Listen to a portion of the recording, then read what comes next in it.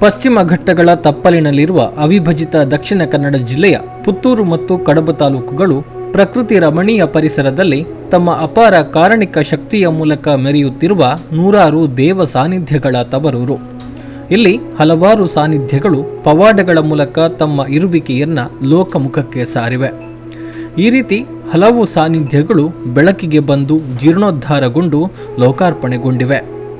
ದಕ್ಷಿಣ ಕನ್ನಡ ಜಿಲ್ಲೆಯ ಕಡಬ ತಾಲೂಕಿನ ಕುದ್ಮಾರು ಗ್ರಾಮದಲ್ಲಿ ಕೂಡ ಇಂತಹುದೇ ಒಂದು ಅಪರೂಪದ ಪರಮ ಪವಿತ್ರವಾದ ಪುಣ್ಯತಾಣವೊಂದು ಪುನರ್ವೈಭವ ಕಾಣುವ ಹಾದಿಯಲ್ಲಿದೆ. ಇದು ಪಶ್ಚಿಮ ಘಟ್ಟಗಳ ತಪ್ಪಲಿನಲ್ಲಿ ಸುತ್ತಲೂ ಸಸ್ಯ ಶ್ಯಾಮಲೆಯಾದ ಪ್ರಕೃತಿ ಮಾತೆಯ ಮಡಿಲಿನಲ್ಲಿ ಇರುವ ಪ್ರದೇಶ ಕುದ್ಮಾರು ಬರೆಪ್ಪಾಡಿ. ಇಲ್ಲಿನ ವಿಶೇಷತೆ ಏನು ಅಂದರೆ ಬರೆಪ್ಪಾಡಿಯ ಶ್ರೀ ಪಂಚಲಿಂಗೇಶ್ವರ ದೇವಸ್ಥಾನ. 800 ವರ್ಷಗಳ ಇತಿಹಾಸವಿರುವ ಈ ಪುಣ್ಯತಾಣ ಇದೀಗ ಜೀರ್ಣೋದ್ಧಾರಗೊಳ್ತಾ ಇದೆ. ಈ ಕ್ಷೇತ್ರದ ಪ್ರಮುಖ ವಿಶೇಷತೆ ಏನು ಅಂದರೆ ಇಲ್ಲಿರುವ ತೀರ್ಥಭಾವಿ. ಈ ತೀರ್ಥಭಾವಿಯ ನೀರಿಗೆ ದೈವಿಕ ಶಕ್ತಿ ಇದೆ ಎನ್ನುವ ನಂಬಿಕೆ ಭಕ್ತ ವರ್ಗದಲ್ಲಿದ್ದು, ಪ್ರತಿ ವರ್ಷ ಶ್ರಾವಣ ಮಾಸದ ಪ್ರತಿ ಶನಿವಾರದಂದು ಇಲ್ಲಿ ತೀರ್ಥಸ್ನಾನ ನೆರವೇರುತ್ತದೆ. ಊರು ಪರ ಊರುಗಳಿಂದ ಸಾವಿರಾರು ಮಂದಿ ಇಲ್ಲಿ ತೀರ್ಥಸ್ನಾನಗೈದು ಪುನೀತರಾಗ್ತಾರೆ. ಇಲ್ಲಿ ಕುದ್ಮಾರ್ ಗ್ರಾಮದ ಬರೆಪ್ಪಾಡಿ ಪಂಚಲಿಂಗೇಶ್ವರ ದೇವರ ಸನ್ನಿಧಿ ಅಂದರೆ ಇಲ್ಲಿ ಬಹಳ ಒಂದು ವಿಚಿತ್ರವಾದ ಸ್ಥಳ ಇದು. ಅಂದರೆ ನಾವು ಇಲ್ಲಿ ಒಂದು ತೀರ್ಥಸ್ನಾನ ಮಾಡುವಂಥ ಒಂದು ಕಾರ್ಯಕ್ರಮ ಉಂಟು. ಅಂದರೆ ಅದು ಕಾಶಿ ತೀರ್ಥ ಅಂತ ಮೊದಲಿನಿಂದಲೂ ಹೇಳ್ತಾ ಇದ್ದರು. ಹಾಗೆ ಈ ತೀರ್ಥಸ್ನಾನ ಮಾಡಿ ಹೋದರೆ ನಾವು ನಮ್ಮ ಇದ್ದ ಕಷ್ಟ ಅಥವಾ ನಮ್ಮ ಕೆಡು ಅಥವಾ ಸುಬ್ಬ ಅಥವಾ ಎಂಥ ಒಂದು ರೋಗ ರುಜಿನ ಇದ್ದರೂ ಅದು ಪರಿಹಾರ ಆಗ್ತದೆ. ಬೇರೆ ಊರಿನಿಂದ ಇಲ್ಲಿಗೆ ತೀರ್ಥಸ್ನಾನ ಮಾಡಲಿಕ್ಕೆ ಬರ್ತಾರೆ. ಹಾಗೆ ಈ ತೀರ್ಥಸ್ನಾನ ಮಾಡಿದರೆ ಅವರ ಎಲ್ಲ ಕಷ್ಟ ಪರಿಹಾರ ಆಗಿ ಅವರು ಸಂತೋಷದಲ್ಲಿ ಎಲ್ಲ ಜೀವನ ಮಾಡಲಿಕ್ಕೆ ಈ ದೇವರ ಒಂದು ಅನುಗ್ರಹ ಇದೆ. ಅಂದರೆ ಇದು ಸಾಧಾರಣ ನನಗೆ ತಿಳಿದಂಥ ವಿಷಯ. ನಾವಂದರೆ ಈ ಶಬರಿಮಲೆ ಕ್ಷೇತ್ರಕ್ಕೆ ನಾವು ವರ್ಷ ಪ್ರತಿ ಹೋಗ್ತೇವೆ. ಸಾಧಾರಣ 42 ವರ್ಷ ಆಯಿತು.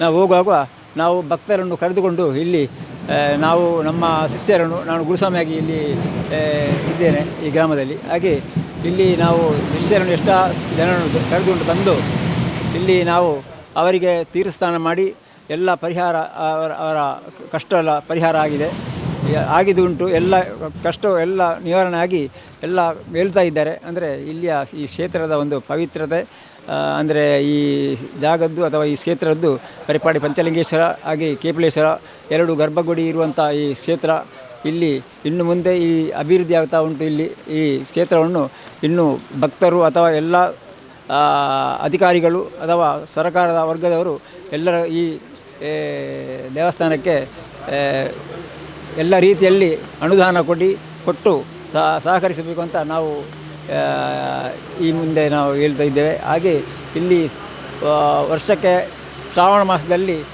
ಶನಿವಾರ ಅಂತ ಉಂಟು. ಆ ಶನಿವಾರ ದಿವಸ ನಾವು ತೀರ್ಥಸ್ನಾನ ಮಾಡ್ತೇವೆ. ಅದು ಮಾಡಿದರೆ ಎಲ್ಲ ರೋಗ ರುಜಿನ ಅಥವಾ ಎಲ್ಲ ಕಷ್ಟ ಇದ್ದರೂ ಅದೆಲ್ಲ ಪರಿಹಾರ ಆಗುತ್ತದೆ ಅಂತ ನಾವು ಈ ಕ್ಷೇತ್ರದಲ್ಲಿ ನಾವು ಹೇಳ್ತಾ ಇದ್ದೇವೆ. ಈ ಕ್ಷೇತ್ರದ ಮತ್ತೊಂದು ವೈಶಿಷ್ಟ್ಯತೆ ಏನು ಅಂದರೆ ಒಂದೇ ದೇಗುಲದಲ್ಲಿ 2 ಶಿವನ ಸಾನ್ನಿಧ್ಯಗಳು. ಹೌದು, ಇಲ್ಲಿ ಪಂಚಲಿಂಗೇಶ್ವರ ಮತ್ತು ಕೇಪುಳೇಶ್ವರ ಎನ್ನುವ 2 ಹೆಸರಿನಲ್ಲಿ ಶಿವನ ಆರಾಧನೆ ನಡೆಯುತ್ತದೆ. ಜೊತೆಗೆ ಕ್ಷೇತ್ರದಲ್ಲಿ 2 ಗರ್ಭಗುಡಿಯೂ ಇದೆ. ಕ್ಷೇತ್ರಕ್ಕೆ ಸುಮಾರು 800 ವರ್ಷಗಳ ಇತಿಹಾಸವಿದ್ದು, ವಿಜಯನಗರ ಅರಸರ ಕಾಲದಲ್ಲಿ ನಿರ್ಮಾಣಗೊಂಡ ದೇವಸ್ಥಾನ ಎನ್ನುವ ಬಗ್ಗೆ ಹಳೆಗನ್ನಡದಲ್ಲಿ ಬರೆದಿರುವ ಶಿಲಾ ಶಾಸನಗಳಲ್ಲಿ ಉಲ್ಲೇಖವಿದೆ. ಇನ್ನೊಂದು ಮೂಲದ ಪ್ರಕಾರ ಶ್ರೀಕೃಷ್ಣನ ಪರಮ ಭಕ್ತರಾದ ಪಾಂಡವರು ವನವಾಸದ ವೇಳೆಯಲ್ಲಿ ಈ ಊರಿಗೆ ಬಂದಾಗ ತಮ್ಮ ನಿತ್ಯಾರಾಧನೆಗೆ ಈ 5 ಲಿಂಗಗಳ ದೇವಾಲಯವನ್ನ ಸ್ಥಾಪಿಸಿದರು ಎನ್ನುವ ಮಾಹಿತಿಯೂ ಇದೆ. ಜೊತೆಗೆ ಇಲ್ಲಿರುವ ತೀರ್ಥಭಾವಿಯ ನೀರು ಗಂಗೆಯಷ್ಟೇ ಪವಿತ್ರ ಎನ್ನಲಾಗುತ್ತಿದ್ದು, ಇದು ಕೂಡ ದ್ವಾಪರ ಯುಗದಲ್ಲಿ ಭೀಮಸೇನನ ಮೂಲಕ ನಿರ್ಮಾಣಗೊಂಡಿದೆ ಎನ್ನುವ ಹಿನ್ನೆಲೆ ಇದೆ. ಬರೆಪ್ಪಾಡಿ ಪಂಚಲಿಂಗೇಶ್ವರ ದೇವಸ್ಥಾನ ಅಂತಲೇ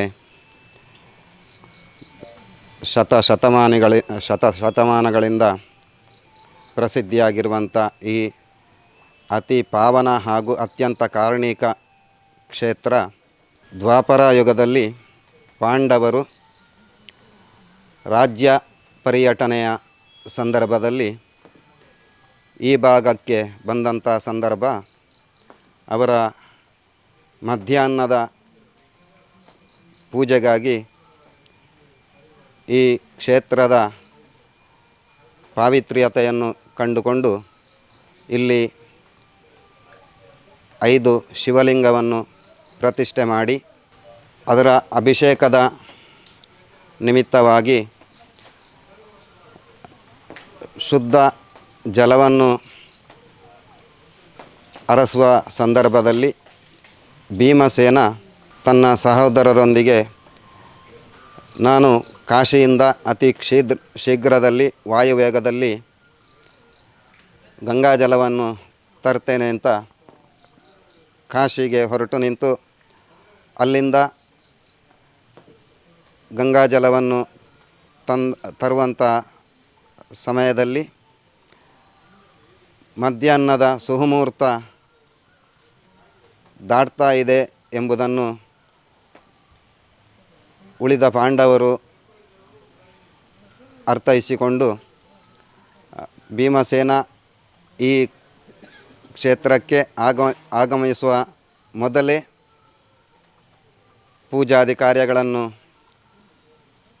ಮುಗಿಸಿ ಭೀಮಸೇನ ಬರುವ ಹೊತ್ತಿಗೆ ಇಲ್ಲಿ ಅವರ ಮಧ್ಯಾಹ್ನದ ಪೂಜೆ ಆಗಿರುವುದನ್ನು ಮನಗಂಡು ಭೀಮಸೇನ ಕೋಪಿಷ್ಠನಾಗಿ ಸಹೋದರರೊಂದಿಗೆ ಸ್ವಲ್ಪ ಸ್ವಾಭಾವಿಕವಾದ ಸಹಜವಾದ ವಾಗ್ವಾದ ನಡೆಸಿ ತನ್ನ ಕಾಲಿನ ಉಂಗುಷ್ಟವನ್ನು ಕೋಪದಿಂದ ನೆಲದಲ್ಲಿ ಊರಿದ ಪರಿಣಾಮವಾಗಿ ಆ ಭಾಗ ಒಂದು ದೊಡ್ಡ ಹೊಂಡವಾಗಿ ಅಲ್ಲಿ ಆ ಹೊಂಡದಲ್ಲಿ ನೀರು ಉದ್ಭವವಾಗಿ ಅದು ಮುಂದೆ ಪಾವನ ತೀರ್ಥ ಬಾವಿಯಾಗಿ ಪ್ರಸಿದ್ಧಿ ಪಡೆಯಿತು. ಹಾಗೆಯೇ ಭೀಮಸೇನ ಕಾಶಿಯಿಂದ ತಂದಂಥ ಗಂಗಾಜಲವನ್ನು ಅದೇ ಬಾವಿಗೆ ಸುರಿಸಿ ಆ ಜಲವನ್ನು ಇನ್ನೂ ಪಾವನವನ್ನಾಗಿ ಮಾಡಿ ಮುಂದೆ ಆ ಜಲದಿಂದ ಭವಿಷ್ಯದಲ್ಲಿ ನಿತ್ಯವೂ ಪಾಂಡವರು ಪ್ರತಿಷ್ಠೆ ಮಾಡಿದಂಥ ಪಂಚಲಿಂಗೇಶ್ವರ ದೇವರಿಗೆ ಅಭಿಷೇಕದೊಂದಿಗೆ ನಿತ್ಯ ಪೂಜೆ ನಡಿಬೇಕು ಅಂತ ಹೇಳುವಂಥ ವಿಚಾರವನ್ನು ಗ್ರಾಮಸ್ಥರಿಗೆ ಆದೇಶಿಸಿ ಮುಂದೆ ಪ್ರಯಾಣ ಬೆಳೆಸ್ತಾ ಇದೇ ಜಾಗದಲ್ಲಿ ಈ ಕ್ಷೇತ್ರಕ್ಕೆ ಹತ್ತಿರದಲ್ಲಿ ಒಂದು ದಾರಂದ ಕೆರೆ ಅಂತ ನಾವು ಕರಿತಾ ಇರುವ ಜಾಗದಲ್ಲಿ ಲೋಕ ಕಲ್ಯಾಣಾರ್ಥವಾಗಿ ಕ್ಷತ್ರಿಯ ಧರ್ಮದ ಸಂಪ್ರದಾಯಕ್ಕೆ ಅನುಗುಣವಾಗಿ ಒಂದು ದೊಡ್ಡ ಕೆರೆಯನ್ನು ನಿರ್ಮಾಣ ಮಾಡಿ ಆ ಕೆರೆ ನಿರ್ಮಾಣದ ಸಂದರ್ಭದಲ್ಲಿ ಒಂದು ಹಾರೆ ಮಣ್ಣನ್ನು ಎಸೆದಾಗ ಆ ಮಣ್ಣು ಬಿದ್ದ ರಾಶಿ ಒಂದು ದೊಡ್ಡ ಗುಡ್ಡದ ಆಕೃತಿಯನ್ನು ಪಡೆದು ಅದು ಇವತ್ತಿಗೂ ಅದನ್ನು ದೇವರ ಗುಡ್ಡೆ ಅಂತ ನಾವು ಹೆಸರಿಸ್ತಾ ಇದ್ದೇವೆ. ಆ ಜಾಗ ಈ ಕ್ಷೇತ್ರದ ಹಿಂಭಾಗದಲ್ಲಿಯೇ ಕಾಣ ಸಿಗ್ತದೆ. ಹಾಗೆ ಮಣ್ಣು ಎಸೆಯುವ ಸಂದರ್ಭದಲ್ಲಿ ಹಾರೆಯಿಂದ ಜಾರಿ ಬಿದ್ದಂತಹ ಒಂದು ಹಿಡಿ ಮಣ್ಣು ಅದನ್ನು ತುಳಸಿ ಗುಡ್ಡೆ ಅಥವಾ ಕೇಪಳ ಗುಡ್ಡೆ ಅಂತ ನಾವು ಈಗ ಕರಿತಾ ಇದ್ದೇವೆ. ಅದು ದೇವರ ಗುಡ್ಡೆಯ ಪಕ್ಕದಲ್ಲಿಯೇ ಆ ಜಾಗ ಇವತ್ತಿಗೂ ನಮಗೆ ಕಾಣಲಿಕ್ಕೆ ಸಿಗ್ತದೆ. ಹಾಗೆ ಕೆರೆಯ ಕೆಲಸವನ್ನು ಮುಕ್ತಾಯಗೊಳಿಸಿ ಹಾರೆಯ ಮಣ್ಣನ್ನು ಸ್ವಚ್ಛಗೊಳಿಸಿ ಉಳಿದ ಒಂದಿಷ್ಟು ಮಣ್ಣನ್ನು ಎಸೆದಂಥ ಜಾಗ ನಡುಗುಡ್ಡೆ ಅಂತ ಹೇಳಿ ಪ್ರತೀತಿ ಆಯಿತು. ಈ ಎಲ್ಲ ಜಾಗಗಳು ಇವತ್ತಿಗೂ ನಮಗೆ ಗುಡ್ಡೆಯ ಆಕೃತಿಯಲ್ಲಿ ಕಾಣಲಿಕ್ಕೆ ಸಿಗ್ತಾ ಉಂಟು. ಆ ಕೆರೆಯನ್ನು ಇವತ್ತಿಗೂ ದಾರಂದ ಕೆರೆ ಅಂತ ನಾವು ಕರಿತಾ ಇದ್ದೇವೆ.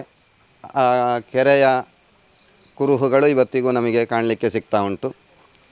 ಅದು ಈಗ ಇಲ್ಲೇ ಹತ್ತಿರದಲ್ಲಿ ಹಾದು ಹೋಗುವ ರೈಲು ಮಾರ್ಗದ ಪಕ್ಕದಲ್ಲಿ ಇದೆ. ಅಲ್ಲಿ ಇವತ್ತಿಗೂ ಹಿಂದಿನ ಕಾಲದ ಕುದುರೆಯನ್ನು ಕಟ್ಟುವ ಕಂಬ ಮತ್ತು ಕಲ್ಲಿನ ದಾರಂದ ಇತ್ಯಾದಿಗಳು ಕಾಣಲಿಕ್ಕೆ ಸಿಗ್ತಾ ಉಂಟು. ಈ ದೇವಸ್ಥಾನದ ಇನ್ನೊಂದು ವೈಶಿಷ್ಟ್ಯ ಏನು ಅಂತ ಹೇಳಿದರೆ, ಒಂದೇ ಪ್ರಾಂಗಣದೊಳಗೆ 2 ಶಿವಾಲಯ. ಪಂಚಲಿಂಗೇಶ್ವರ ದ್ವಾಪರದಲ್ಲಿ ಪಾಂಡವರಿಂದ ಪ್ರತಿಷ್ಠೆ ಆಗಿದ್ದರೆ, ಮುಂದೆ ಇದೇ ಪಂಚಲಿಂಗೇಶ್ವರನ ಗರ್ಭಗುಡಿಯ ಪಕ್ಕದಲ್ಲಿಯೇ ಕೇಪಿಳೇಶ್ವರ ಅಂತ ಹೇಳುವ ಶಿವನದ್ದೇ ಒಂದು ಶಿವಲಿಂಗ ಇಲ್ಲಿ ಉದ್ಭವವಾಗಿ ಇವತ್ತಿಗೂ ಆರಾಧನೆಗೊಳ್ತಾ ಉಂಟು. ಆ ಕೇಪಿಳೇಶ್ವರ ದೇವರು ಹಿಂದೆ ನಾವು ಈಗಾಗಲೇ ಹೇಳಿದಂಥ ಕೇಪಳಗುಡ್ಡೆ ಅಥವಾ ತುಳಸಿಗುಡ್ಡೆ ಅಂತ ಹೇಳುವ ಜಾಗದಲ್ಲಿ ಅವರ ಮೂಲಸ್ಥಾನ ಆಗಿತ್ತು. ಅಲ್ಲಿ ಇದ್ದ ಶಿವಲಿಂಗ ಆ ಕಾಲದ ಅರ್ಚಕರ ಪತ್ನಿಯ ಅಪೇಕ್ಷೆಯ ಮೇರೆಗೆ ಅವರು ನಿತ್ಯ ಪೂಜೆಗೆ ಸಹಕರಿಸ್ತಾ ಇದ್ದ ಸಮಯ, ತುಂಬು ಗರ್ಭವತಿಯಾದ ಸಂದರ್ಭದಲ್ಲಿ ಅವರಿಗೆ ನಿತ್ಯ ದೇವರ ಸೇವೆ ಮಾಡಲಿಕ್ಕೆ ಅನಾನುಕೂಲ ಆದಂಥ ಸಂದರ್ಭದಲ್ಲಿ ದೇವರಲ್ಲಿ ಮನಸ ಪ್ರಾರ್ಥಿಸಿದರು. ದೇವರು ಇಲ್ಲೇ ಹತ್ತಿರದಲ್ಲಿ ಅಲ್ಲಿ ಕೆಳಗಡೆ ಇರ್ತಿದ್ದರೆ ನಾನು ನಿತ್ಯ ಕೂಡಿದಷ್ಟು ಸಮಯ ಸೇವೆ ಮಾಡಿಕೊಂಡಿರ್ತಿದ್ದೆಲ್ಲ ಅಂತ ಹೇಳುವಂಥ ಒಂದು ಮನಸ್ಸಿನಲ್ಲಿ ಸಂಕಲ್ಪ ಮಾಡಿಕೊಂಡಂಥ ಸಂದರ್ಭದಲ್ಲಿ ಮಾರನೇ ದಿನ ಅರ್ಚಕರು ಪೂಜೆಗೋಸ್ಕರ ಆ ಭಾಗಕ್ಕೆ ಹೋದಾಗ ಅಲ್ಲಿ ದೇವರು ಕಣ್ಮರೆಯಾಗಿದ್ದರು. ಇಲ್ಲಿ ಪಂಚಲಿಂಗೇಶ್ವರ ದೇವರ ಪೂಜೆ ಮುಗಿಸಿ ಬಲಿಗಲ್ಲುಗಳಿಗೆ ವಿಧಿವತ್ತಾಗಿ ಕ್ರಮ ಮಾಡುವಂಥ ಸಂದರ್ಭದಲ್ಲಿ ಅಲ್ಲೇ ಹತ್ತಿರದಲ್ಲಿ ಆ ಕೇಪಳಗುಡ್ಡೆಯಲ್ಲಿದ್ದ ಶಿವಲಿಂಗ ಇಲ್ಲಿ ಪ್ರತ್ಯಕ್ಷವಾಗಿ ಅವರಿಗೆ ಕಾಣಲಿಕ್ಕೆ ಸಿಕ್ಕಿತು. ತದನಂತರ ಭವಿಷ್ಯದಲ್ಲಿ ಅದಕ್ಕೆ ಗರ್ಭಗುಡಿ ನಿರ್ಮಾಣ ಮಾಡಿ ಆ ದೇವರನ್ನು ಪಂಚಲಿಂಗೇಶ್ವರರ ದೇವರಿಗೆ ಯಾವ ಥರದಲ್ಲಿ ಪೂಜೆ ನಡೀತಾ ಬರ್ತದ ಅದೇ ಥರ ಇವತ್ತಿನವರೆಗೂ ಕೇಪಿಳೇಶ್ವರ ದೇವರಿಗೂ ಪೂಜೆ ನಡೀತಾ ಬರ್ತಾ ಇದೆ. ಅದು ಇಲ್ಲಿನ ಪದ್ಧತಿ, ಕಟ್ಟುಪಾಡು, ಪರಂಪರೆ ಆಗಿರ್ತದೆ. ಆ ದೇವರಿಗೆ ಇಲ್ಲಿ ಒಂದು ಕೇಪಳ ಹಿಂಡಲ್ನ ಮಧ್ಯದಲ್ಲಿ ಆ ದೇವರು ಉದ್ಭವ ಆಗಿ ಕಾಣಲಿಕ್ಕೆ ಸಿಕ್ಕಿದ ಕಾರಣ ಆ ದೇವರನ್ನು ಕೇಪಿಳೇಶ್ವರ ಅಂತ ಮುಂದೆ ಹೆಸರಿಸಿ ಇವತ್ತಿಗೂ ಕೇಪಿಳೇಶ್ವರ ಸಂಕಲ್ಪದೊಂದಿಗೆ ಆ ದೇವರನ್ನು ಆರಾಧನೆ ಮಾಡಿಕೊಂಡು ಬರ್ತಾ ಇದ್ದೇವೆ. ಪರಿವಾರ ದೇವರುಗಳಾಗಿ ಶಾಸ್ತಾರ, ವೀರಭದ್ರ, ಹಾಗೆಯೇ ದೈವಗಳಾಗಿ ವ್ಯಾಘ್ರ ಚಾಮುಂಡಿ, ಕಾಸ್ಪಾಡಿ ದೈವ, ಶಿರಾಡಿ ದೈವಗಳನ್ನು ಇಲ್ಲಿಯವರೆಗೆ ನಾವು ಈ ಕ್ಷೇತ್ರದಲ್ಲಿ ಆರಾಧಿಸಿಕೊಂಡು ಬರ್ತಾ ಇದ್ದೇವೆ. ಮುಂದಕ್ಕೆ ಮಹಾಗಣಪತಿ ಹಾಗೂ ಸುಬ್ರಹ್ಮಣ್ಯ ದೇವರ ನೂತನ ಸಾನ್ನಿಧ್ಯ ಈ ಕ್ಷೇತ್ರದಲ್ಲಿ ಸ್ಥಾಪನೆಯಾಗಲಿಕ್ಕೆ ಇದೆ. ಈ ವಿಚಾರ ಪ್ರಶ್ನಾ ಚಿಂತನೆಯಲ್ಲಿ ಕಂಡುಬಂದ ಪ್ರಕಾರದಲ್ಲಿ ಮುಂದೆ ಈ ಮಹಾಗಣಪತಿ ಮತ್ತು ಸುಬ್ರಹ್ಮಣ್ಯೇಶ್ವರ ದೇವರ ಸಾನ್ನಿಧ್ಯ ಇಲ್ಲಿ ಸ್ಥಾಪನೆಗೊಂಡು ಪೂಜೆಗೊಳ್ಳಲಿಕ್ಕೆ ಇದೆ. ಮತ್ತು ದ್ವಾಪರದ ಕಾಲದ ಪ್ರತೀತಿಗಳಿಗೆ ನಾವು ದಾಖಲೆ ಒದಗಿಸುವಂಥದ್ದು ಈಗ ಕಷ್ಟ. ಇತಿಹಾಸದ ವಿಚಾರದಲ್ಲಿ ನಮಗೆ ಇಲ್ಲಿ ಒಂದು ಕಲ್ಲಿನ ಶಿಲೆಯ ಶಾಸನ ಇದೆ. ಇನ್ನು 800 ವರ್ಷಗಳಷ್ಟು ಇತಿಹಾಸ ಹೊಂದಿರುವ ದೇವಾಲಯ ಕಳೆದ ಹಲವು ದಶಕಗಳಿಂದ ಜೀರ್ಣೋದ್ಧಾರಗೊಳ್ಳದೆ ಶಿಥಿಲಾವಸ್ಥೆಗೆ ತಲುಪಿತ್ತು. ಇದೀಗ ಕ್ಷೇತ್ರವನ್ನ ಜೀರ್ಣೋದ್ಧಾರ ಮಾಡಬೇಕು ಎನ್ನುವ ಸಂಕಲ್ಪವನ್ನ ಊರವರು ಮಾಡಿಕೊಂಡಿದ್ದು, ಅದಕ್ಕಾಗಿ ಸಿದ್ಧತೆಗಳನ್ನು ಆರಂಭಿಸಿದ್ದಾರೆ. ಕಳೆದ 2-3 ವರ್ಷಗಳಿಂದ ಪ್ರಯತ್ನ ನಡೀತಾ ಇದ್ದು, ವ್ಯವಸ್ಥಾಪನಾ ಸಮಿತಿ, ಜೀರ್ಣೋದ್ಧಾರ ಸಮಿತಿಗಳನ್ನು ರಚಿಸಿಕೊಂಡು ದೇಗುಲದ ಪುನರ್ ನಿರ್ಮಾಣದ ಕಾರ್ಯ ಆರಂಭಗೊಂಡಿದೆ. ದೇವಸ್ಥಾನದ ಜೀರ್ಣೋದ್ಧಾರ ಕಾರ್ಯಕ್ಕೆ ಸ್ವಾಮೀಜಿಯವರ ಹಾಗೂ ಗಣ್ಯರ ಉಪಸ್ಥಿತಿಯಲ್ಲಿ ಶಿಲಾನ್ಯಾಸ ಕಾರ್ಯಕ್ರಮವೂ ನಡೆದಿದ್ದು, ಬಳಿಕ ನಿತ್ಯ ಊರ ಪರವೂರ ಹಲವಾರು ಮಂದಿ ಭಕ್ತರು ದೇಗುಲದಲ್ಲಿ ಕರ ಸೇವೆಯಲ್ಲಿ ಪಾಲ್ಗೊಳ್ಳುತ್ತಿದ್ದಾರೆ. ಇವತ್ತು ಎಲ್ಲ ಕಡೆ ಕ್ಷೇತ್ರದ ಎಲ್ಲ ಅಭಿವೃದ್ಧಿ ಆದಾಗ ಇಂಥ ಒಂದು ಕ್ಷೇತ್ರ ಏನು ಇಲ್ಲದೆ ಅಜೀರ್ಣಾವಸ್ಥೆಯಲ್ಲಿ ಇರುವಂಥದ್ದು ನಮ್ಮ ಎಲ್ಲ ಭಕ್ತರಿಗೂ ಮತ್ತು ಸಮಾಜಕ್ಕೂ ಕೂಡ ಒಂದು ಒಳ್ಳೆಯ ವಿಚಾರವೂ ಅಲ್ಲ. ಅದನ್ನು ನಾವು ಜೀರ್ಣೋದ್ಧಾರ ಮಾಡುವಂಥ ಒಂದು ಕೈಂಕರ್ಯದಲ್ಲಿ ನಾವೆಲ್ಲ ಈಗ ತೊಡಗಿಸ್ಕೊಂಡಿದ್ದೇವೆ. ಅದರಲ್ಲಿ ನಮ್ಮ ಅಧ್ಯಕ್ಷರಾಗಿ ಹಿಂದಿನ ಈ ಕ್ಷೇತ್ರದ ಶಾಸಕರು ಅಂಗಾರ್ ಅವರು ಕೂಡ ಅಧ್ಯಕ್ಷರಾಗಿದ್ದಾರೆ. ಸೊ ನಾನು ಕಾರ್ಯಾಧ್ಯಕ್ಷನಾಗಿ ಆ ಕೆಲಸದಲ್ಲಿ ನಾನು ಕೂಡ ತೊಡಗಿಸ್ಕೊಂಡಿದ್ದೇನೆ. ಸುಮಾರು ಈಗಿನ ಪ್ರಕಾರ ನಮಗೆ ಸುಮಾರು 8 ಕೋಟಿ ರೂಪಾಯಿಯ ಒಂದು ಯೋಜನೆ ನಾವು ಹಾಕ್ಕೊಂಡಿದ್ದೇವೆ ಅಗತ್ಯದ ಕೆಲಸಗಳನ್ನು ಮಾಡಲಿಕ್ಕೆ. ಅದಕ್ಕೆ ಬೇಕಾದಂಥ ಸ್ಥಳ ಕೂಡ ಹಿಂದಿನ ಇಲ್ಲಿಯ ಪೂಜೆಯವರು ಬರೆಪಾಡಿ ಕುಟುಂಬದ ಕಡೆಯಿಂದ ಅವರು ಕೂಡ ಅಗತ್ಯದ ಸ್ಥಳವನ್ನು ಈಗ ಬಿಟ್ಟುಕೊಟ್ಟಿದ್ದಾರೆ. ಈ ದೇವಸ್ಥಾನದ ಸಂಬಂಧಪಟ್ಟ ಸ್ಥಳ ಬೇರೆಯವರಿಗೆ ಮಂಜೂರಾದರೂ ಕೂಡ ಅವರು ಕೂಡ ಅಗತ್ಯದ ಜಾಗವನ್ನು ಈಗ ಬಿಟ್ಟುಕೊಟ್ಟಿದ್ದಾರೆ. ಈ ರೀತಿಯಲ್ಲಿ ಸುಮಾರು ಒಂದು 2.5 ಎಕರೆಯಷ್ಟು ಜಾಗ ಇವಾಗಲೇ ನಾವು ಸ್ಥಳವನ್ನು ಈ ದೇವಸ್ಥಾನದ ಒಂದು ಇದರಲ್ಲಿ ಪರಿಧಿಯಲ್ಲಿ ಇಟ್ಟುಕೊಂಡಿದ್ದೇವೆ. ಸೊ ಆದ ಕಾರಣ ನಮಗೆ ಸುಮಾರು ಒಂದು 2 ವರ್ಷದೊಳಗೆ ಮುಗಿಸಬೇಕು ಅಂತೇಳಿ ನಮ್ಮ ಒಂದು ಯೋಜನೆ. ಅದನ್ನು ದೇವರು ಮತ್ತು ಭಕ್ತರೆಲ್ಲ ಸೇರಿ ಹೇಗೆ ಮುಂದುವರಿಸಬೇಕು ಅಂತೇಳಿ ಬೇಕಾದಷ್ಟು ಕಾರ್ಯಕ್ರಮವನ್ನು ಮಾಡಿದ್ದೇವೆ. ಊರಿನ ಎಲ್ಲ ಗ್ರಾಮದಲ್ಲಿ ಬಯಲುವಾರ ಸಮಿತಿ ಮಾಡಿದ್ದಾರೆ. ಪ್ರತಿ ತಿಂಗಳು ಸಂಗ್ರಹ ಮಾಡ್ತಿದ್ದೇವೆ.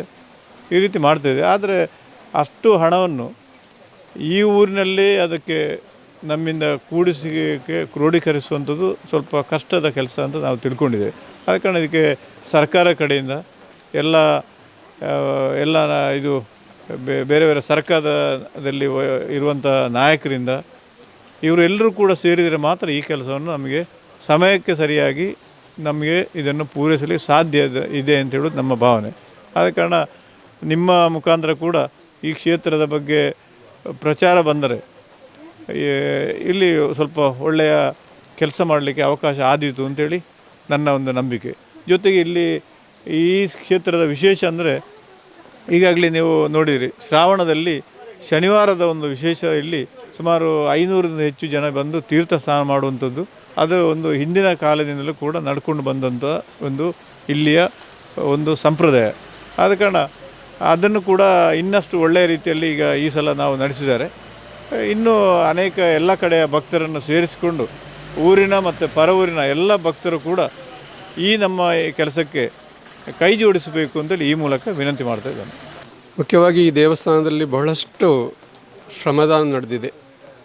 ದೇವಸ್ಥಾನದ ಬಾಲಾಲಯ ಪ್ರತಿಷ್ಠೆಯ ಆರಂಭದ ದಿವಸದಿಂದಲೇ ಇವತ್ತಿನವರೆಗೂ ಊರಿನ ಸಮಸ್ತ ಯುವಕರು, ಮುದುಕರು, ಮಹಿಳೆಯರು, ಹಿರಿಯರು ಅಂತ ಹೇಳಿ ಭೇದ ಭಾವ ಇಲ್ಲದೆ ಎಲ್ಲರೂ ಕೂಡ ಇದರಲ್ಲಿ ಭಾಗವಹಿಸಿದ್ದಾರೆ. ನಮ್ಮ ಬಹಳ ಪ್ರಮುಖ ಕಾಲಘಟ್ಟದಲ್ಲಿ ನಾವೀಗಿದ್ದೇವೆ. ದೇವಸ್ಥಾನದ ಪಂಚಾಂಗದ ಕೆಲಸ ಆಲ್ಮೋಸ್ಟ್ ಈಗ ಮುಗ್ತಾ ಬರ್ತಾ ಇದೆ. ಇನ್ನು ಮುಂದೆ ಇರುವಂಥ ಕೆಲಸಗಳು ಬಹಳಷ್ಟು ಆಗಬೇಕಾಗಿದೆ. ಎಲ್ಲ ದೇವಸ್ಥಾನದ ಭಕ್ತರು, ಊರ ಪರವೂರ ಭಗವದ್ಭಕ್ತರು ಉದಾರವಾಗಿ ತಮ್ಮ ತನುಮನ ಧನಗಳಿಂದ ದೇವಸ್ಥಾನದ ಜೀರ್ಣೋದ್ಧಾರಕ್ಕೆ ಶ್ರಮಿಸಿ ಈ ಕಡೆಯಲ್ಲಿ ಒಂದು ದೇವಸ್ಥಾನ ಮೈವೆತ್ತಿ ಬರಬೇಕು, ಚಂದಕ್ಕೆ ಬರಬೇಕು, ಎಲ್ಲರಿಗೂ ಪ್ರೀತಿಪೂರ್ವಕವಾಗಿ ಎಲ್ಲರ ಪ್ರೀತಿಪೂರ್ವಕ ಕೊಡುಗೆಯಿಂದ ಬರಬೇಕು. ಆ ರೀತಿ ಈ ದೇವಸ್ಥಾನ ತಲೆ ಎತ್ತುವಂತೆ ಎಲ್ಲ ಊರ ಪರವೂರ ದಾನಿಗಳು ಸಹಕರಿಸುವಂತೆ ನಾನು ಈ ಮೂಲಕ ಮನವಿ ಮಾಡ್ತಾ 2025ರ ವೇಳೆಗೆ ಜೀರ್ಣೋದ್ಧಾರ ಕಾರ್ಯಗಳನ್ನು ಪೂರೈಸಿ ಬ್ರಹ್ಮ ಕಲಶೋತ್ಸವ ನಡೆಸಬೇಕೆನ್ನುವುದು ಊರ ಭಕ್ತರ ಆಶಯ. ಅದರಂತೆ ಈ ದೇವಸ್ಥಾನದ ಸುತ್ತುಪೌಳಿ, ನಮಸ್ಕಾರ ಮಂಟಪ, ಎರಡೂ ದೇವರ ಗರ್ಭಗುಡಿ ಸೇರಿದಂತೆ ಒಟ್ಟು 10 ಕೋಟಿ ರೂಪಾಯಿ ಮೊತ್ತದ ಯೋಜನೆಗಳನ್ನು ಹಾಕಿಕೊಳ್ಳಲಾಗಿದೆ. ಈ ನಿಟ್ಟಿನಲ್ಲಿ ಪ್ರತಿ ಬೈಲುವಾರು ಸಮಿತಿಗಳನ್ನು ರಚಿಸಿಕೊಂಡು ಕೆಲಸ ಕಾರ್ಯಗಳಲ್ಲಿ ತೊಡಗಿಸಿಕೊಂಡಿದ್ದಾರೆ. ಆರ್ಥಿಕ ಸಂಪನ್ಮೂಲ ಕ್ರೋಢೀಕರಣ ಬಹಳಷ್ಟು ದೊಡ್ಡ ಸವಾಲಾಗಿದ್ದು ಅದಕ್ಕೆ ಪೂರಕವಾಗಿ ಯೋಜನೆಗಳನ್ನು ರೂಪಿಸಿಕೊಳ್ಳಲಾಗಿದೆ. ನಾನು ಈ ಒಂದು 12 ವರ್ಷದಿಂದ ಈ ಒಂದು ಕ್ಷೇತ್ರಕ್ಕೆ ಬರ್ತಾ ಇದ್ದೇನೆ. ಸುಮಾರು 800 ವರ್ಷಗಳ ಇತಿಹಾಸ ಈ ದೇವಸ್ಥಾನದ ಬಗ್ಗೆ ನಮಗೆ ಒಂದು ಅಭಿವೃದ್ಧಿ ಪಡಿಸುವಂಥ ಒಂದು ಕಾರ್ಯಕ್ಕೆ ನಮ್ಮನ್ನು ಸಹ ಜೋಡಿಸುವಲ್ಲಿ ದೇವರ ಒಂದು ಪುಣ್ಯದ ಕೆಲಸ. ಅವರೇ ನಮ್ಮನ್ನಿಲ್ಲಿ ಕರೆಸುವಾಗಿ ಒಂದು ಮಾಡಿದ್ದಾರೆ ಎಂದು ನನ್ನ ಅಭಿಪ್ರಾಯ ವ್ಯಕ್ತಪಡಿಸ್ತಾ ಇದ್ದೇನೆ. ಅದೇ ರೀತಿ ಈ ಕ್ಷೇತ್ರದಲ್ಲಿ ನಾನು ನೋಡಿದಂತೆ ಇಲ್ಲಿ ಬಹಳಷ್ಟು ಕಾರಣಿಕ ಇರುವಂಥ ಕ್ಷೇತ್ರ ಎಂಬುದು ಗೊತ್ತಾಗ್ತಾ ಇದೆ. ಬಹಳಷ್ಟು 1 ವರ್ಷದ ಒಳಗಡೆ ಬಹಳಷ್ಟು ಈ ಕ್ಷೇತ್ರ ಅದೆಷ್ಟೋ ತೊಂದರೆಗಳನ್ನೆಲ್ಲ ನಿವಾರಣೆ ಮಾಡಿಕೊಂಡು ಈ ಕ್ಷೇತ್ರದಲ್ಲಿ ಭಕ್ತರು ದಿನೇ ದಿನೇ ಹೆಚ್ಚುತ್ತಿರುವುದನ್ನು ನೋಡುವಾಗಲೇ ನಮಗೊಂದು ಅನುಭವ ಆಗ್ತದೆ ಈ ದೇವರ ಕಾರಣಿಕ ಎಷ್ಟಿದೆ ಎಂಬುದು. ಇಲ್ಲಿ ಒಂದೇ ಅಂಗಣದಲ್ಲಿ 2 ದೇವಸ್ಥಾನಗಳಿರುವಂಥದ್ದು ನನಗೆ ಗೊತ್ತಿರುವಂಥ ಎಲ್ಲಿ ದಕ್ಷಿಣ ಕನ್ನಡ ಉಡುಪಿ ಜಿಲ್ಲೆಯಲ್ಲಿ ಗೊತ್ತಿರುವಂಥ ವಿಷಯ ಅಲ್ಲ. ಕೇಪುಲೇಶ್ವರ ಮತ್ತು ಪಂಚಲಿಂಗೇಶ್ವರ ದೇವಸ್ಥಾನ ಭಕ್ತರನ್ನು ಇನ್ನಷ್ಟು ಈ ಒಂದು ಅಭಿವೃದ್ಧಿ ಆಗಿರುವಂಥ ದೇವಸ್ಥಾನಗಳನ್ನು ಬ್ರಹ್ಮಕಲಶ ಮಾಡುವುದು ಒಂದು ಬೇರೆ ವಿಶೇಷವಾದರೆ, ಇಲ್ಲಿ ನಾವು ಈ ದೇವಸ್ಥಾನವನ್ನು ಆರಂಭದಿಂದಲೇ ಅಭಿವೃದ್ಧಿಪಡಿಸುವ ಬ್ರಹ್ಮಕಲಶ ನೋಡುವಂಥ ಸೌಭಾಗ್ಯ ನಮ್ಮಂಥ ಯುವಕರಿಗೆ ಒಂದು ಪುಣ್ಯದ ಕೆಲಸ. ಅದೇ ರೀತಿ ಇಲ್ಲಿ ಬರುವಂಥ ಎಲ್ಲ ಭಕ್ತರಿಗೂ ಮುಂದಿನ ದಿನಗಳಲ್ಲಿ ಈ ಕ್ಷೇತ್ರವನ್ನು ಅಭಿವೃದ್ಧಿಪಡಿಸುವಲ್ಲಿ ಉತ್ತಮ ತನುಮನ ಧನ ಸಹಾಯವನ್ನು ಒದಗಿಸುವಂಥ ಆಶೀರ್ವಾದವನ್ನು ಈ ಕೇಪಿಲೇಶ್ವರನು ಹಾಗೂ ಪಂಚಲಿಂಗೇಶ್ವರ ದೇವರು ಅನುಗ್ರಹಿಸಲಿ. ಇಲ್ಲಿರುವ ಬಂದ ಭಕ್ತರಿಗೆ ಹಾಗೂ ಊರ ಪರವರ ಎಲ್ಲ ಭಕ್ತರಿಗೆ ಆಕರ್ಷಿಸುವಂಥ ಒಂದು ಕ್ಷೇತ್ರವಾಗಲಿ ಎಂಬ ಆರೈಕೆಯೊಂದಿಗೆ ನನಗೆ ಅವಕಾಶ ಮಾಡಿಕೊಟ್ಟ ಸುದ್ದಿ ಸಂಸ್ಥೆಯವರಿಗೂ ವಂದನೆ ಅರ್ಪಿಸಿ ಮಾತು ಮುಗಿಸ್ತಾ ಇದ್ದೇನೆ. ಸುಮಾರು 2020 ನಂತರ ಈ ಒಂದು ದೇವಸ್ಥಾನದ ಒಂದು ಕೆಲಸಕ್ಕೆ ನಾವು ಮೊದಲನೇ ಹೆಜ್ಜೆಯನ್ನು ಇಟ್ಟಿದ್ದೇವೆ. ಅಂದರೆ ಸುಮಾರು 2020ಕ್ಕೆ ನಾವು ಈ ಊರಿನವರನ್ನೆಲ್ಲ ಸೇರಿಸಿ 6 ಗ್ರಾಮದ ಭಕ್ತರನ್ನೆಲ್ಲ ಸೇರಿಸಿ ಒಂದು ಸಂಕಲ್ಪ ವಿಧಿ ಅಂತ ನಾವು ಮಾಡಿದೆವು. ಆ ಸಂಕಲ್ಪ ವಿಧಿಯ ಮೂಲಕ ದೇವರ ಸನ್ನಿಧಿಯ ಎದುರುಗಡೆ ನಾವು ಈ ದೇವಸ್ಥಾನದ ಜೀರ್ಣೋದ್ಧಾರ ಕಾರ್ಯಗಳನ್ನು ಮಾಡ್ತೇವೆ ಅಂತ ಇಲ್ಲಿ ನಮ್ಮ ಅರ್ಚಕರಾದ ಜನೇಶ್ ಭಟ್ ಅವರ ಕುಟುಂಬಸ್ಥರೆಲ್ಲ ನಾವೆಲ್ಲ ಸೇರಿ ಈ ಒಂದು ನಿರ್ಣಯವನ್ನು ತಗೊಂಡು ನಾವು ಒಂದಷ್ಟು ಜನ ಸಂಕಲ್ಪ ಮಾಡಿದೆವು. ಆ ಸಂಕಲ್ಪದ ಮುಖಾಂತರ ಇಲ್ಲೊಂದು ವ್ಯವಸ್ಥಾಪನಾ ಸಮಿತಿಗಳನ್ನೆಲ್ಲ ಮಾಡಿಕೊಂಡು ಅದರ ನಂತರ ಈ ಒಂದು ದೇವಸ್ಥಾನದ ಪ್ರಶ್ನೆ ಚಿಂತನೆಯ ಕಾರ್ಯ ಕೂಡ ಮಾಡಿದೆವು. ಆ ದೇವಸ್ಥಾನದ ಪ್ರಶ್ನೆ ಚಿಂತನೆಯಲ್ಲಿ ಏನೆಲ್ಲ ಪರಿಹಾರದ ಭಾಗಗಳೆಲ್ಲ ಬಂತು ಅದು ಕೂಡ ನಮಗೆ ಅತಿ ಶೀಘ್ರದಲ್ಲಿ 1-1.5 ತಿಂಗಳಲ್ಲಿ ಟೋಟಲ್ ನಾವು ಏನೊಂದು ಆ ಪರಿಹಾರದ ಕೆಲಸಗಳೆಲ್ಲ ಇತ್ತು ಅದನ್ನೆಲ್ಲ ಮುಗಿಸ್ಕೊಂಡು ಅದರ ನಂತರ ಇಲ್ಲಿ ಅದಕ್ಕೆ ಮುಂದಡಿ ಯಾವ ಥರ ಇಡಬೇಕು, ಅದಕ್ಕೊಂದು ಜೀರ್ಣೋದ್ಧಾರ ಸಮಿತಿಯನ್ನು ಯಾವ ಥರ ಮಾಡಬೇಕು, ಅದಕ್ಕೆ ಈ 6 ಗ್ರಾಮದ ಎಲ್ಲ ಭಕ್ತರನ್ನು ಇದಕ್ಕೆ ಸೇರ್ಪಡೆ ಮಾಡಿಸಿಕೊಂಡು ಹಾಗೂ ನಮ್ಮ ಮೊದಲಿನ ಸಚಿವರಾಗಿರುವಂಥ ಎಸ್ ಅಂಗಾರ್ ಅವರನ್ನೇ ಅಧ್ಯಕ್ಷರಾಗಿ ಮಾಡಿಕೊಂಡು ಮೋಹನ್ ಗೌಡ ಇಡ್ಡಿಯರ್ಕ ಇವರನ್ನು ಕಾರ್ಯಾಧ್ಯಕ್ಷರಾಗಿ ಮಾಡಿಕೊಂಡು ನಾವೊಂದು ಜೀರ್ಣೋದ್ಧಾರ ಸಮಿತಿಯನ್ನು ಕೂಡ ಮಾಡಿದೆವು.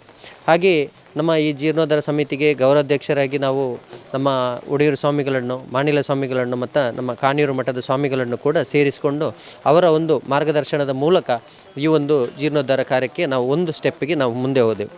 ಅದರ ನಂತರ ಈ ದೇವಸ್ಥಾನಕ್ಕಿದ್ದ ಹಳೆ ದೇವಸ್ಥಾನ ಏನಿತ್ತು ಅದನ್ನೆಲ್ಲ ತೆಗೆದು ಇಲ್ಲಿ ಒಂದು ಬಾಲಾಲಯದ ಒಂದು ವ್ಯವಸ್ಥೆಯನ್ನು ಮಾಡಿ ಅದು ಕೂಡ ಈ ಬಾಲಾಲಯ ಕೂಡ ನಾವು ಅತಿ ಶೀಘ್ರವಾಗಿ ನಮ್ಮದು ಆಲ್ಮೋಸ್ಟ್ 6 ದಿವಸದಲ್ಲಿ ನಮ್ಮ ಇಷ್ಟು ಕೆಲಸವನ್ನು ಬಾಲಾಲಯದ ಕೆಲಸವನ್ನು ನಾವು ಫಿನಿಷ್ ಮಾಡಿದ್ದೇವೆ. ಅದರ ನಂತರ ಬಾಲಾಲಯದ ಕೆಲಸಗಳೆಲ್ಲ ಆದ ನಂತರ ಇದನ್ನೆಲ್ಲ ರಿಮೂವ್ ಮಾಡಿ ಹಳೆ ದೇವಸ್ಥಾನವನ್ನೆಲ್ಲ ತೆಗೆದು ಅದಕ್ಕೆ ಬೇಕಾಗಿರುವಂಥ ಒಂದು ಶಿಲಾನ್ಯಾಸ ಕಾರ್ಯವನ್ನು ಕೂಡ ಮಾಡಿದೆವು. ಶಿಲಾನ್ಯಾಸ ಕಾರ್ಯಕ್ಕೆ ಕೂಡ ಈ ಪೇಜಾವರ ಸ್ವಾಮಿಗಳು, ಚಿತ್ರಾಪುರದ ಸ್ವಾಮಿಗಳು, ಮಾಣಿಲ ಸ್ವಾಮಿಗಳೆಲ್ಲ ಸೇರಿಕೊಂಡು ಈ ಸ್ವಾಮೀಜಿಗಳ ಮಾರ್ಗದರ್ಶನದಲ್ಲಿ ಅದನ್ನೆಲ್ಲ ಮಾಡ್ತಾ ಇದ್ದೇವೆ. ಹಾಗೆಯೇ ಈ ದೇವಸ್ಥಾನದ ಒಂದಷ್ಟು ಬಜೆಟ್ನ ಬಗ್ಗೆ ನಾವು ಮಾತಾಡೋದಾದರೆ ಒಂದು 10 ಕೋಟಿ ಬಜೆಟ್ ಅಂತ ನಾವು ಒಂದು ವ್ಯವಸ್ಥೆ ಮಾಡಿದ್ದೇವೆ. ನಮಗೆ ಈ ಗರ್ಭಗುಡಿ ಫಸ್ಟ್ ಪಂಚಲಿಂಗೇಶ್ವರನ ಗರ್ಭಗುಡಿ ಇದೆ. ಈ ಪಂಚಲಿಂಗೇಶ್ವರನ ಗರ್ಭಗುಡಿ ಅಂತ ಹೇಳಿದ್ರೆ ದೊಡ್ಡ ಒಂದು ಗಾತ್ರದಲ್ಲಿ ಇದೆ. ಅದರ ಒಂದು ಗರ್ಭಗುಡಿಗೆ 1-1.5 ಕೋಟಿ ಬಜೆಟ್ನಷ್ಟು ನಮಗೆ ಹೋಗ್ತದೆ. ಯಾಕೆಂತೇಳಿದರೆ ಬೇಸ್ಮೆಂಟ್ ವರ್ಕ್ ಕೂಡ ಅಷ್ಟೇ ನಾವು ಡೀಪ್ 4 ಫೀಟ್ 4.5 ಫೀಟ್ ಡೀಪ್ ಒಳಗಡೆ ತಗೊಂಡು ಅದನ್ನು 6 ಫೀಟಿನಷ್ಟು ಅಪ್ ಮಾಡ್ತಾ ಇದ್ದೇವೆ. ಈ ಬೇಸ್ಮೆಂಟಿಂದ ಅಪ್ ಮಾಡ್ತಾ ಇದ್ದೇವೆ. ಅದರ ನಂತರ ನಮಗೆ ಈಗ ಶಿಲೆಕಲ್ಲಿನ ಕೆಲಸ ಆಗಲಿ ಗೋಡೆ ಎಲ್ಲ ಬಂದು ಅದರ ಈ ಇದರ ಮೇಲಿನ ಚಾವಣಿ ಕೂಡ ನಾವು ತಾಮ್ರದ ಹೊದಿಕೆಯನ್ನು ಮಾಡಬೇಕಂತೆಲ್ಲ ಪ್ರಶ್ನೆಯಲ್ಲೂ ಹಾಗೆ ಬಂದಿದೆ. ಹಾಗೆ ಭಕ್ತರು, ಜೀರ್ಣೋದ್ಧಾರ ಸಮಿತಿ, ವ್ಯವಸ್ಥಾಪನಾ ಸಮಿತಿಯವರೆಲ್ಲ ಸೇರಿಕೊಂಡು ಆ ಥರ ಮಾಡಿದ್ದಾರೆ, ನಿರ್ಣಯಿಸ್ತೇವೆ. ಆ ರೀತಿಯಲ್ಲಿ ನಮಗೆ ಇನ್ನೊಂದು ಕೇಪುಲೇಶ್ವರನ ಗುಡಿ ಕೂಡ ನಮಗೆ ಸೇಮ್ ಅದೇ ಥರ ಬಂದಿದೆ. ಕೆಲಸಗಳು ಕೂಡ ಸೇಮ್ ಅದೇ ಥರ ಬರ್ತಾ ಇದೆ. ಹಾಗೆ ಸುತ್ತುಪೌಳಿ 2 ದೇವಸ್ಥಾನ 2 ಗರ್ಭಗುಡಿ ಇರೋದರಿಂದ ಸುತ್ತುಪೌಳಿಯ ಗಾತ್ರ ಕೂಡ ತುಂಬ ದೊಡ್ಡದಾಗಿದೆ. ಅದಕ್ಕೆ ಕೂಡ ಅದು ಕೂಡ ಮೇಲೆ ಅಪ್ಪಾಗಿ ಬರುವಾಗ ನಮಗೆ ಬಜೆಟ್ ತುಂಬ ಜಾಸ್ತಿ ಆಗ್ತಿದೆ. ನಾವೊಂದು 6 ಗ್ರಾಮದವರನ್ನೆಲ್ಲ ಸೇರಿಸಿಕೊಂಡು ಅದರ ಜೀರ್ಣೋದ್ಧಾರ ಸಮಿತಿಯಲ್ಲಿ ಕೂಡ ಪ್ರತಿ ಗ್ರಾಮದಿಂದ ಒಂದು ಉಪಾಧ್ಯಕ್ಷರುಗಳನ್ನೆಲ್ಲ ಸೇರಿಸಿಕೊಂಡಿದ್ದೆವು. ಹಾಗೆ ಈ 6 ಗ್ರಾಮದ ವ್ಯಾಪ್ತಿಯಲ್ಲಿ ಬರುವಂಥ ದೇವಸ್ಥಾನದ ಅಧ್ಯಕ್ಷರುಗಳನ್ನು ಕೂಡ ಒಂದು ಸರಿ ನಾವು ಶಿವರಾತ್ರಿ ಟೈಮಲ್ಲೆಲ್ಲ ಕರೆದು ಇದಕ್ಕೆ ಈ ವ್ಯಾಪ್ತಿಗೆ ಬರ್ತದೆ ಅಂತ ಹೇಳುವಂಥ ವಿಷಯವನ್ನು ಕೂಡ ತಿಳಿಸಿದ್ದೇವೆ. ಹಾಗೆ ಮುಂದಿನ ದಿನಗಳಲ್ಲಿ ಕೂಡ ಈ 6 ಗ್ರಾಮದವರ ಎಲ್ಲ ಭಕ್ತರನ್ನು ಒಗ್ಗಟ್ಟಾಗಿ ಒಂದು ಹಿಡಿಯಲ್ಲಿ ಸೇರಿಸಿಕೊಂಡು ಈ ದೇವರ ಒಂದು ಕೆಲಸವನ್ನು ನಾವು ಮಾಡಬೇಕಂತ ಒಂದು ಸಂಕಲ್ಪವನ್ನು ಕೂಡ ಮಾಡಿದ್ದೇವೆ. ಹಾಗೆ ಒಂದು ಸ್ಟೆಪ್ಪಿನ ಕೆಲಸ ನಮಗೀಗ ಆಗ್ತಾ ಇದೆ. ಒಂದು ಬೇಸ್ಮೆಂಟಿದ್ದು ನಮಗೆ ವರ್ಕ್ ಆಗ್ತಾ ಇದೆ. ನೆಕ್ಸ್ಟ್ ನಮಗೆ ಒಂದು ಡಿಸೆಂಬರ್ ಆಗುವಾಗ ನಮಗೆ ಒಂದು ಶಿಲೆಕಲ್ಲಿನ ಮೊದಲ ಈ ಪಾದುಕ ಇಡುವಂಥ ಕೆಲಸಗಳು ಕೂಡ ಆಗ್ತದೆ. ಅದಕ್ಕೆ ಬೇಕಾಗುವಂಥ ಒಂದು ಸಂಪತ್ತಿನ ಕ್ರೋಢೀಕರಣ ಮಾಡಬೇಕಂತ ಒಂದು ನಾವು ನಿರ್ಣಯ ಕೂಡ ಮಾಡಿದ್ದೇವೆ. ಹೇಗೆ ಅಂತ ಹೇಳಿದರೆ, ನಾವೊಂದು ಪುತ್ತೂರು, ಸುಳ್ಯ ಮತ್ತು ಕಡಬ ತಾಲೂಕಿನ ಈ ವ್ಯಾಪ್ತಿಯಲ್ಲಿ ನಮ್ಮ ಹಿಂದೂ ಮನೆಗಳು ಎಷ್ಟು ಇದೆ ಅಂತೆಲ್ಲ ನೋಡಿಕೊಂಡು ಸುಮಾರು ನಮಗೊಂದು 50,000 ಮನೆಗಳನ್ನು ನಾವು ಬರ್ಬೋದಂತ ನಮ್ಮದೊಂದು ನಿರೀಕ್ಷೆ. ಆ 50,000 ಮನೆಗೆ ನಾವು ಪ್ರತಿ ಮನೆಯಿಂದ ಒಂದು ಗೊನೆ ಅಡಿಕೆ ಮಾಡಬೇಕು, ಅದನ್ನು ಕ್ರೋಢೀಕರಣ ಮಾಡಬೇಕು. ಹಾಗೆ ಅದಕ್ಕೊಂದು ನಿಧಿ ಸಿಂಚಯ ಅಂತ ಒಂದು ನಮ್ಮ ಒಡೆಯೂರು ಸ್ವಾಮಿಗಳು ಒಂದು ಸರಿ ಹೇಳಿದರು, ನಿಧಿ ಸಿಂಚಯ ಅಂತ ಒಂದು ಕಾರ್ಯಕ್ರಮವನ್ನು ಮಾಡಿ ಆ ಮುಖಾಂತರ ನಾವೊಂದು ಇದನ್ನು ಮಾಡ್ಬೋದಂತ ನಾವು ಹೇಳಿದರು. ಅದಕ್ಕೆ ನಮಗೆ ನಾಡಿದ್ದು 26ನೇ ತಾರೀಕು ನಮ್ಮ ಜೀರ್ಣೋದ್ಧಾರ ಸಮಿತಿಯ ಅಧ್ಯಕ್ಷರು ಮತ್ತು ವ್ಯವಸ್ಥಾಪನಾ ಸಮಿತಿ ಅಧ್ಯಕ್ಷರು ಹಾಗೂ ನಮ್ಮ ಇಲ್ಲಿಯ ಮುಖಂಡರು ಮತ್ತು ಇದಕ್ಕೆ ಇನ್ನೊಂದು ಅಂತ ಹೇಳಿದರೆ ನಮ್ಮ ಶಾಸಕರು, ಈಗಿನ ಶಾಸಕರು ಭಾಗೀರಥಿ ಮುರಳಿ ಅವರನ್ನೆಲ್ಲ ಸೇರಿಸಿಕೊಂಡು ನಾವೊಂದು ಆ ವ್ಯವಸ್ಥೆಗೆ ಹೇಗೆ ನಾವು ಒಂದು ಪೂರ್ವಭಾವಿಯಾಗಿ ಮಾತಾಡ್ಬೋದು ಅದರ ಬಗ್ಗೆ ನಾವು ನಾಡಿದ್ದು 26ನೇ ತಾರೀಕಿಗೆ ನಮ್ಮದೊಂದು ಸಭೆ ಇದೆ. ಆ ಸಭೆಯ ನಂತರ ನಾವು ಯಾವ ಥರ ಸ್ಟೆಪ್ಪನ್ನೆಲ್ಲ ತಗೊಂಡು ನಾವು ಇದಕ್ಕೆ ಪೂರಕ ವ್ಯವಸ್ಥೆಯನ್ನು ಮಾಡಬೇಕಂತಲೂ ಕೂಡ ಇದ್ದೇವೆ. ಹಾಗೆಯೇ ಈ ಬಾರಿಯ ಒಂದು ಶಿವರಾತ್ರಿ ಕಾರ್ಯಕ್ರಮ ಇದೆ. ಈ ಕ್ಷೇತ್ರದ ಬಗ್ಗೆ ಒಂದಷ್ಟು ಜನಗಳಿಗೆ ಎಲ್ಲರಿಗೂ ಗೊತ್ತಿದೆ. ಈ ಕ್ಷೇತ್ರ ತೀರ್ಥಸ್ಥಾನಕ್ಕೆ ಒಂದು ತುಂಬ ಪ್ರಸಿದ್ಧಿಯನ್ನು ಪಡೆದಿದೆ. ತುಂಬ ವರ್ಷದಿಂದ ಈ ಕ್ಷೇತ್ರ ತೀರ್ಥಸ್ಥಾನವನ್ನು ಮಾಡ್ತಾ ಇದ್ದಾರೆ ಇಲ್ಲಿನ ಭಕ್ತರು. ಇಲ್ಲಿ ತೀರ್ಥಸ್ಥಾನಕ್ಕೆ ಯಾಕೆ ಒಂದು ವಿಶೇಷ ಅಂತ ಹೇಳಿದರೆ, ಈ ತೀರ್ಥಸ್ಥಾನವನ್ನು ಮಾಡಿ ಹೋದವರು ಈ ಚರ್ಮವ್ಯಾಧಿ ಇಂಥ ಸಮಸ್ಯೆಗಳನ್ನೆಲ್ಲ ಶೀಘ್ರವಾಗಿ ಬಗೆಹರಿದಂಥ ನಿದರ್ಶನಗಳು ತುಂಬ ಇದೆ. ಹಾಗೆ ಅದರ ಪೂರಕವಾಗಿ ನಾವೆಲ್ಲ ಒಂದು ಶಿವರಾತ್ರಿ ಕಾರ್ಯಕ್ರಮಕ್ಕೆ ಇದರ ಪ್ರಚಾರ ಜಾಸ್ತಿ ಆಗಬೇಕು. ಈ ಒಂದು ಕ್ಷೇತ್ರದ ಮಹಿಮೆಯ ಬಗ್ಗೆ ಒಂದಷ್ಟು ಜನಗಳಿಗೆ ಗೊತ್ತಾಗಬೇಕನ್ನೋ ಒಂದು ದೃಷ್ಟಿಕೋನದಿಂದ ಈ ಶಿವರಾತ್ರಿಯನ್ನು ಕೂಡ ನಾವು ವಿಶೇಷವಾಗಿ ಮಾಡಬೇಕಂತ ಇದ್ದೇವೆ. ಅಂದರೆ ಇಲ್ಲಿಯ ಭಕ್ತಿಗೀತೆಗಳನ್ನೆಲ್ಲ ಮಾಡಿಕೊಂಡು ಅದರ ಒಂದು ಸ್ಪರ್ಧೆಯನ್ನು ಮಾಡಬೇಕಂತ ಇದ್ದೇವೆ. ಒಂದು 50ರಿಂದ 100 ಭಕ್ತಿಗೀತೆಯನ್ನು ನಾವು ಮಾಡಿ ಅದೊಂದು ರಾಜ್ಯ ಮಟ್ಟಕ್ಕೆ ಅದರ ಒಂದು ಪ್ರಚಾರತೆ ಹೋಗಬೇಕು. ಅದಕ್ಕೆ ಒಂದಷ್ಟು ಆ ಭಕ್ತಿಗೀತೆಗೆ ನಾವು ಒಂದು ಪ್ರೈಸ್ ಕೂಡ ನಾವು ಮಾಡಬೇಕಂತ ಇದ್ದೇವೆ. ಅಂದರೆ ಅವರೇ ಕಂಪೋಸ್ ಮಾಡಿ ಅವರೇ ಅದನ್ನು ಎಡಿಟ್ ಮಾಡಿ ಎಲ್ಲ ನಮಗೆ ಕೊಡಬೇಕು. ಅದರ ಮುಖಾಂತರ ನಾವು ಈ ಭಕ್ತಿಗೀತೆಯನ್ನು ಪಬ್ಲಿಷ್ ಮಾಡಬೇಕಂತ ಇದ್ದೇವೆ. ಮತ್ತು ನಮ್ಮ ಇಲ್ಲಿದ್ದೊಂದು ಯೂಟ್ಯೂಬ್ ಚಾನಲ್ ಕೂಡ ಹಾಗೆ ನಾಡಿದ್ದು 26ನೇ ತಾರೀಕಿಗೆ ಯೂಟ್ಯೂಬ್ ಚಾನಲ್ ಕೂಡ ನಮ್ಮದು ಲಾಂಚ್ ಮಾಡ್ತಾ ಇದ್ದೇವೆ. ತುಂಬ ಖುಷಿ ಅಂತ ಹೇಳಿದರೆ, ನಮಗೆ ಭಕ್ತರು ಶ್ರಮದಾನಕ್ಕೆಲ್ಲ ತುಂಬ ಭಕ್ತರು ಬರ್ತಾರೆ. ಬೆಳಗಿಂದ ಸಂಜೆ ತನಕ ಕೆಲಸಗಳನ್ನೆಲ್ಲ ಮಾಡಿಕೊಂಡು, ಈಗ ಗಾರೆ ಕೆಲಸ ಆಗ್ಬೋದು ಅಥವಾ ಕಲ್ಲಿನ ಕೆಲಸಗಳನ್ನೆಲ್ಲ ಮಾಡಿ ಸಂಜೆ ತನಕ ಕಲ್ಲಿನ ಕೆಲಸವನ್ನು ಮಾಡಿ ರಾತ್ರಿ 11 ಗಂಟೆ ತನಕ ಇಲ್ಲಿ ಶ್ರಮದಾನದ ಕೆಲಸವನ್ನು ಮಾಡ್ತಾರೆ. ಅದು ನಮಗೆ ತುಂಬ ವಿಶೇಷವಾಗಿರುವಂಥದ್ದು. ಭಕ್ತರು ನಾವು ಕರಿಬೇಕಂತ ಇಲ್ಲ, ಕರೆಯದೇ ಬರುವಂಥ ಭಕ್ತರು ನಮಗೆ ತುಂಬ ಜನ ಇದ್ದಾರೆ. ನಾವು ಶ್ರಮದಾನವನ್ನು ಒಂದು ವಾಟ್ಸಪ್ಗೆ ಹಾಕಿದ ಕೂಡಲೇ ಅದಕ್ಕೆ ಒಂದಷ್ಟು ಸ್ಪಂದನೆ ಇದೆ ಜನಗಳಿಗೆ. ಮೊನ್ನೆ ಒಂದು ಕಗ್ಗಳ್ಳು ಬೇಕಂತ ಹೇಳಿದ ಕೂಡಲೇ ಸುಮಾರು ಒಂದು 100-110 ಜನಗಳು ನಮ್ಮ ಕಡೆಯಿಂದ ಒಂದು ಲೋಡಿಗೆ 10,000 ಥರ ನಾವೊಂದು ಕೊಡ್ತೇವೆ ಅಂತ ಹೇಳಿದ ಒಂದು ಸ್ಪಂದನೆಗಳು ಸಿಕ್ಕಿದೆ.